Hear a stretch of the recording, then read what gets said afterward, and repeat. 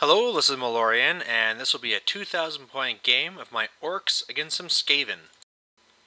So it was just announced that in April, as usual, they're going to be putting on this local tournament called Onslaught. They usually do actually two Onslaughts a year. This first one's actually the smaller sized one, so for Fantasy it's only 2,000 points. So my brother wanted to try out his Skaven tournament list, so here we go, we're going to give it a try. And from my side, I'm doing my usual where I have this level 4 Savage Orc Great Shaman with the Shrunken Head, and he also has the Potion of Toughness. So the mission we got was Blood and Glory, and I'll talk about that in a little second here. But anyway, looking here, what I got is I got my 50 Black Orcs, or 40 Black Orcs on the left that I didn't have room to deploy, so I had to go into the building first turn. I have my Savage Orc Biggins, and inside there's my General. Then I have the Squigherd Horde, 40 plus 15. I got my Bunker with my BSB, and then I got 80 of my Night Goblins on the far side. Boom, pretty simple. This is 2,000 points.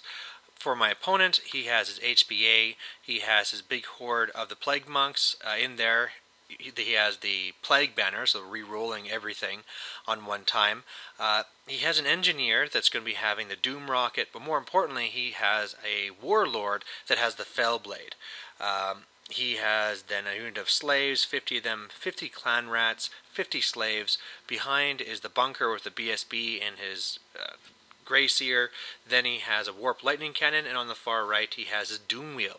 So the real problem I had, first of all, with the terrain is, we had a bunch of walls, a couple of buildings, there's a waystone in the center, a magic circle on the right, but I had this bloody marsh in the middle where it sucks in D6 of your guys if you fail an initiative test.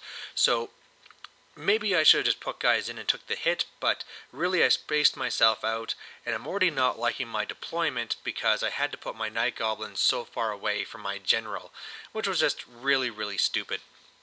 The other thing that really sucks is that in a Blood and Glory type thing, I really suffer because my General usually goes front and center, and as it happens, I'm going to be up against this Warlord that's perfectly out there for assassinations. He's not the General, he's just there to kill stuff. So I'm going to have to play this very careful. Of course, my Black Orcs are in a bad spot to try and get to his HBA because he could out-deploy me because he has more drops than me. So not looking to look at the mission or the setup, but we'll see what I can pull off. The nice thing I like is that it looks like my Squigherd Horde can just eat through all these little garbage units and hopefully break through and get to something more juicy.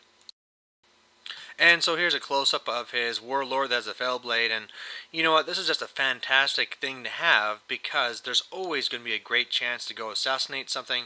This guy really isn't that expensive. I mean, if you look at a Dark Elf Assassin, this guy's roughly going to be about the same amount of points, and he just kills monsters and characters like nothing with his fast initiative and then strength 10, doing d6 wounds, so I have to be very careful with him. Alright, so I got first turn, didn't suffer any animosity, and really all I did is put the Black Orcs in the building, Hand of Gork them all the way over to his flank of his HPA, so now I got my Flaming Banner just where I want it.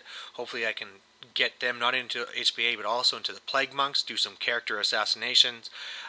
My Savage Orcs are holding back because I have to wait for that to play out, and then otherwise my Squigherd Horde's slammed up, and then of course my Night Goblins on the far right have to be a little bit more defensive because they don't have much of a leadership right now, just leadership 6. Oh, just 5 actually. So wow. Anyway, in my magic phase I said I got off Hand of Gork. I also went for Foot of Gork, but he dispelled it with a scroll. So then on his turn 1, first of all, he moved the HPA out of the way. I thought he was just going to charge it into me because it was a situation of charge or be charged, and there's no guarantee you could actually go far enough to get out of the way. But luckily for him, he did go far ways and got past my Black Orcs. Then he got off Plague, and so he hit my Black Orcs, killed 9, then rolled a 1, so I put into his monks, and it killed 14. So it actually ended up that he killed more of his own guys in his own magic phase. And so here's just the final shot of what it looks like. You can see that where his HPA went to, and so now that's going to cause a lot of trouble for my Savage Orcs. Otherwise, he just moved up his slaves to kind of bog me down. And in fact, because I know he has a Doom Rocket, but because he reformed his monks, didn't get to shoot it. By the way, that forest that they're standing in is actually the Blood Forest. And yeah, his Doom Wheel, he's being a little bit defensive with it. I mean, I would have just slammed it right towards my guys, but he's trying to do some sneaky business here. My turn too, and now I forgot to also mention that his Warlord had failed his Fellblade test thing, so he did a wound to himself already. I thought I was just primed and ready to go in there and kill him. I'd moved up to Savage Orc so I could try and get off. Here we go. In that, I unfortunately got the spell off, but I only got 8 inches when I needed a 9. I probably should have moved my guy farther up, but in there I kind of flopped my rolls. Both of his characters are left with 1 wound. He'd done quite a bit of damage to me, but using his banner, but luckily I only lost by 2. I held. Otherwise, you can see that my Night Goblins are still holding back on the right side.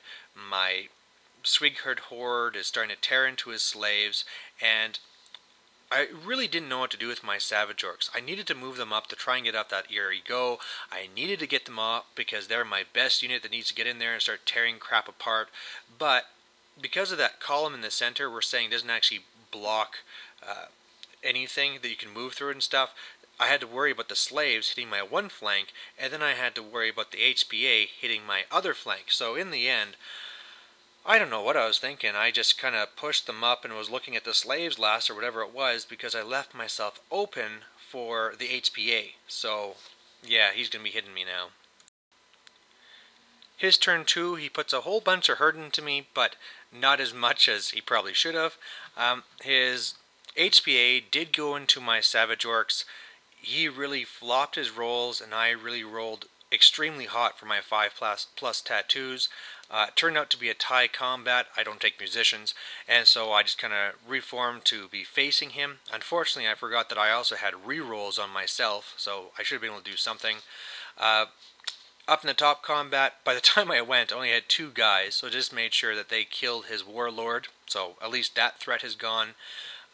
On the far right, I should mention that his Doomwheel is still trying to sneak around to my flank. He's just not wanting to commit it.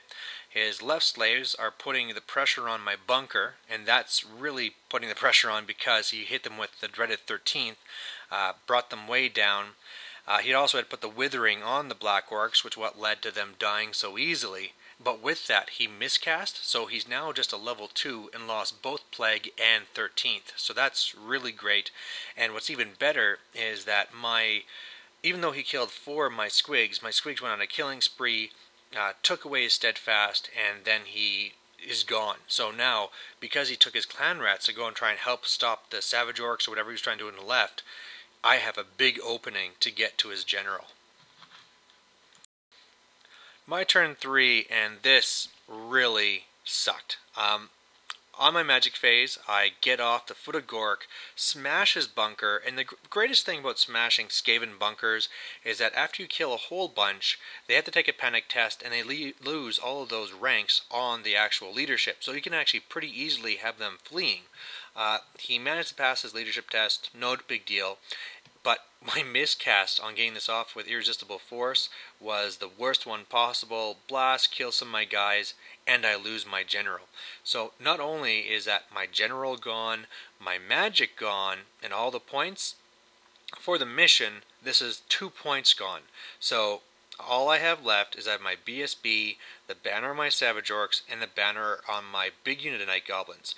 And, I mean, if he just finally dedicates that Doomwheel to it, they could all die really quickly. And in my turn, though, it looks like this. So the Savages on the left put on...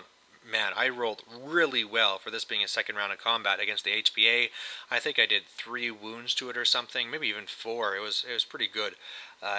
Anyway, my BSB unit passes their leadership test so they can march past the slaves and not have to worry about getting picked on them. And of course...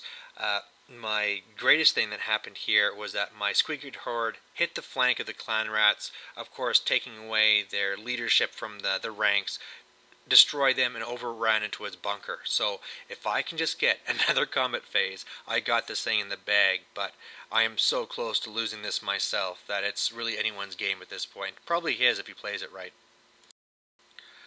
So over here on his turn 3, instead of going into me, he decided to still kind of like dink around and kind of come over here. So That was very welcome, and I asked him after, like, why did you do that? He just never really thought about the leadership. He's so used to this being a huge tar pit that he just did not want to get stuck in it.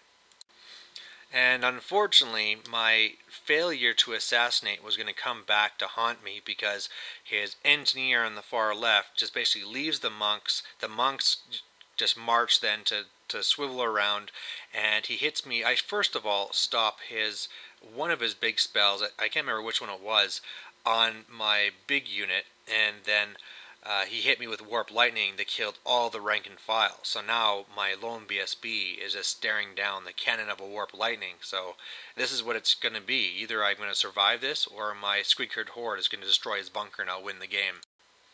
And as luck would have it, boom, the Warp Lightning Cannon hits me. It was only a strength 4, so again, we're coming down to 4 pluses here, but nope, makes the 4 plus, easy to kill a 2 wound guy with no sort of defense, and boom, that's the game. Alright, so victory to the Skaven, and first thing I can say is, what, we both suffered a miscast. His lost them a couple of levels, me lost me 2 points in a Blood and Glory mission, which was huge, but really, I just made a ton of mistakes this game, and if I would have won this, I wouldn't have really deserved it. I screwed up my first deployment. I really should have just put the Squeakherd Horde in the swamp or something like that, or maybe even my big huge unit of 100 just because I don't care about the losses, but because I was fearing these little losses from a swamp, I really messed up my deployment in the very beginning. And then, of course, the way that I let the HPA just get into my flank, forgetting that I had rerolls. I made so many stupid mistakes. And then finally, the last one as well, is that when it came to the Plague Monks, I decided to go with great weapons to make sure that I was wounding on 2 pluses. But really, to make sure, if I would have gone with 2 Choppas, I think mathematically it works out better, especially against that engineer. That engineer would have been dead for sure, but man, yeah, so a lot of things to look back on, and games like these are always good to have, just so you can say, you know what, these are the stupid things you did, never do it again. So hopefully this will sink into my thick head, so thanks for watching, and there's also looks like there could be 2 tournaments in April, because it looks like there's going to be one store that's going to be running like a tournament to get into the tournament. You pay them the money, you basically get the ticket through them, and then if you're the winner, you basically just get your money back. So you'll get it for free. So basically for the price of one tournament, you're getting 2, which is an awesome deal. So look forward to April, because it's going to be a great month for battle reports. So anyway, I'll talk to you later. Bye.